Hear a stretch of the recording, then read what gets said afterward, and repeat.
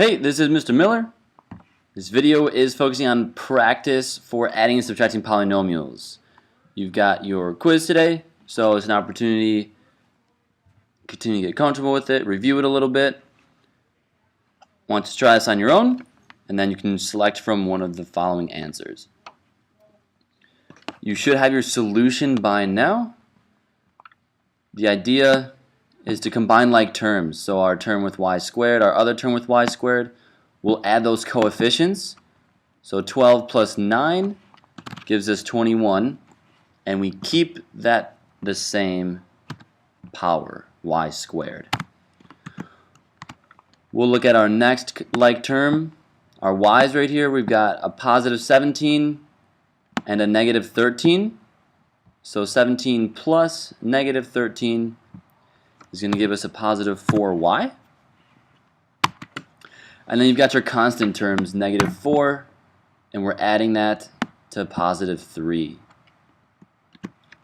So, minus 1 should be the result. If this is a little bit difficult for you, at points in time you could cross out the answers after you've combined those like terms. Another suggestion, you could write them like this.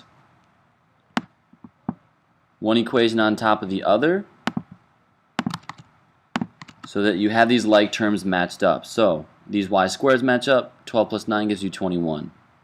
These y's match up, 17 plus negative 13 gives you 4. These constants match up, so negative 4 plus 3 gives you negative 1. From the rest of the examples, I'm going to set them up like this. It's up to you whether you want to solve them the original way you see them, or if you want to change the way they're set up. So this is question number 2. You can go ahead and solve through that and get your final answer. I'm going to go ahead and write this on the next line again. In this case, so our x cubes matched up. We don't have a term with x squared right here. So I'm just going to leave this blank.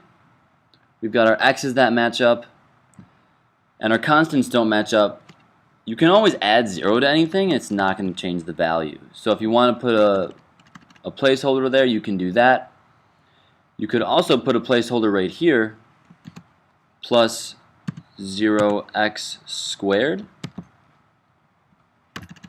These placeholders can also just help you keep your work straight. 0x squared is always going to reduce down to 0 because 0 times anything equals 0. I'm also going to do these placeholders if I ever see them if I ever see them fit, because it helps me see the work, helps me know what I'm adding together, what things are combinations. You can always manipulate equations as long as you're not changing their value. Adding 0 doesn't change the value. Adding 0 does not change the value. So let's go ahead and add these like terms. 2x cubed plus 2x cubed gives me 4x cubed. 7 plus 0 gives me 7. Our power is still x squared. The coefficient, if it's not written, is always 1. So 1 plus negative 4 is going to give me negative 3x. Keep that power, that term, that variable on the end. And then 0 plus negative 12 is a negative 12 at the end. So see how we combine all those like terms, got our final answer.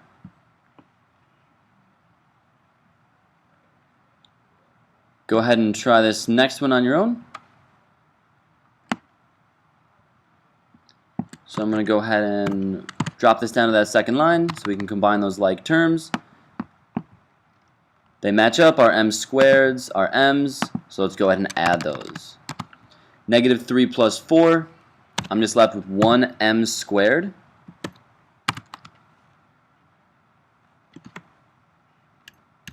So 1m squared. Coefficient, if it's not written, you can always assume is 1. 1 plus 6 gives you 7m. And that'd be your final answer.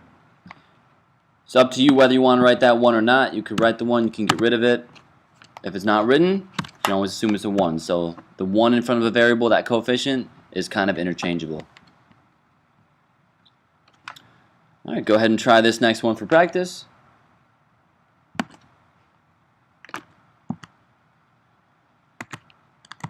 Go ahead and drop this down to that second line.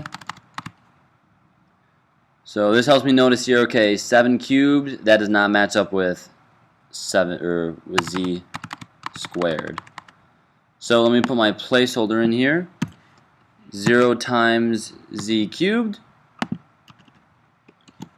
Okay, these z and z squared does not match up, so I'm going to put a placeholder in here. I'm just going to add 0 times z squared. Doesn't change the value of my equation at all. Just trying to set this up so it's easier for me to look at when I'm adding. 7 plus 0, 7, keep that power, z cubed.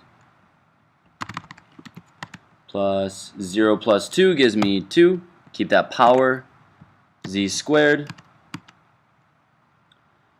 4 plus negative 6 gives me negative 2, keep that power of z. And then negative 2 plus 1 gives me my ending constant of 1. So there's your final answer. Alright, so you can move on to the next video if you got these practice ones down. You can ask me any questions at this time. If you feel comfortable, I encourage you to keep going, get some more practice. If you're still struggling, definitely go through this next video. It'll give you some more examples, some more things to work through, and a little bit more feedback. Peace out.